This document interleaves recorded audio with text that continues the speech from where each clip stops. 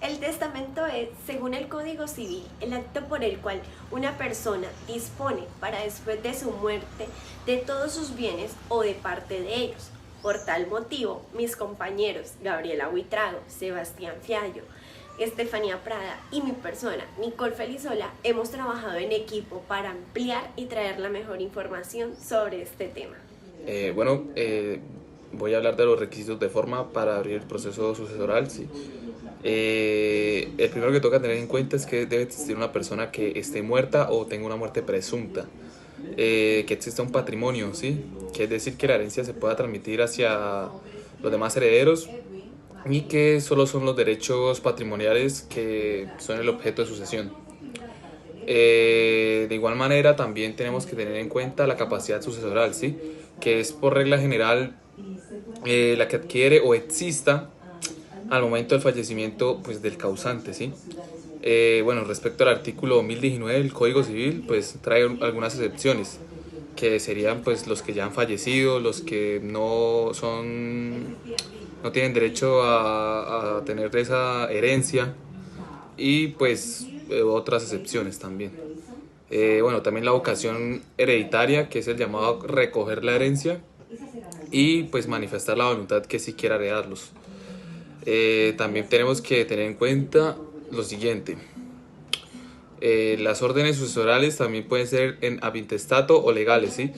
Y la sucesión es intestada y se rige por artículos 1037 del Código Civil, y son los siguientes. Cuando el difunto no hizo testamento en vida, o si lo hizo fue declarado nulo. En estos casos los bienes del difunto se repartirán siguiendo las órdenes hereditarias, sucesorales y excluyentes a las que pues ya mencionadas, ¿sí? Y bueno, ya como sabemos todos, está el primer orden y segundo orden y tercer orden hereditario, ¿sí? Vamos a hablar también pues de un poquito de la porción conyugal, que también hace parte de los requisitos, que es aquella parte del patrimonio de una persona difunta que la ley le asigna al cónyuge, es decir, que al cónyuge del difunto le van a dejar esa porción, ¿sí?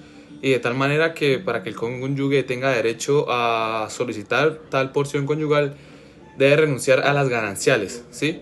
Y recoger la herencia a partir del segundo orden hereditario. ¿Qué es un testamento abierto? Es cuando el testador manifiesta sus últimas voluntades en presencia de aquellas personas que pueden y deben autorizar este acto, y además quedan enteradas de lo que en él se dispone. Es válido para aceptar una herencia. El artículo 1070 del Código Civil dispone que el testamento abierto debe hacerse ante el notario público y 3 testigos. El testamento debe ser conocido en todas sus partes por todos los testigos y el notario. Es decir, no se puede dar a conocer parte del testamento a unos testigos sí y a otros no. Los testamentos abiertos tienen otra clasificación, los ordinarios y los extraordinarios. Los primeros se otorgan ante un notario y los segundos no, solamente se hacen en casos de peligro de muerte inminente o en situación de epidemias.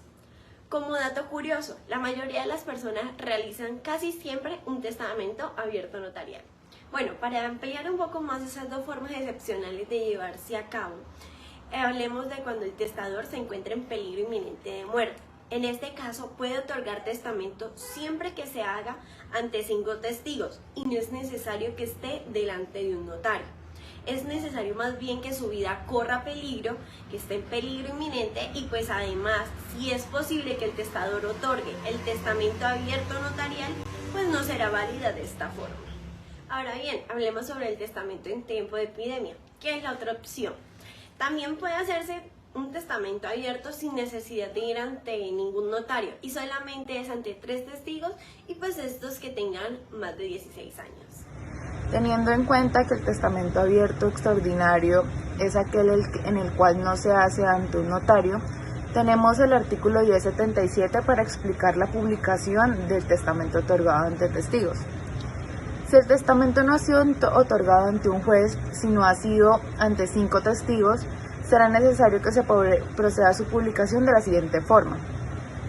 El juez competente hará comparecer a los 5 testigos para que reconozcan sus firmas y la del testador.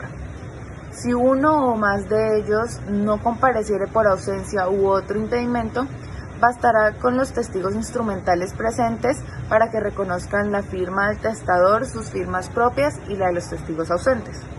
En caso necesario y siempre que el juez lo estime conveniente, podrán ser abonadas las firmas del testador y de los testigos ausentes por medio de declaraciones juradas de otras personas fidedignas.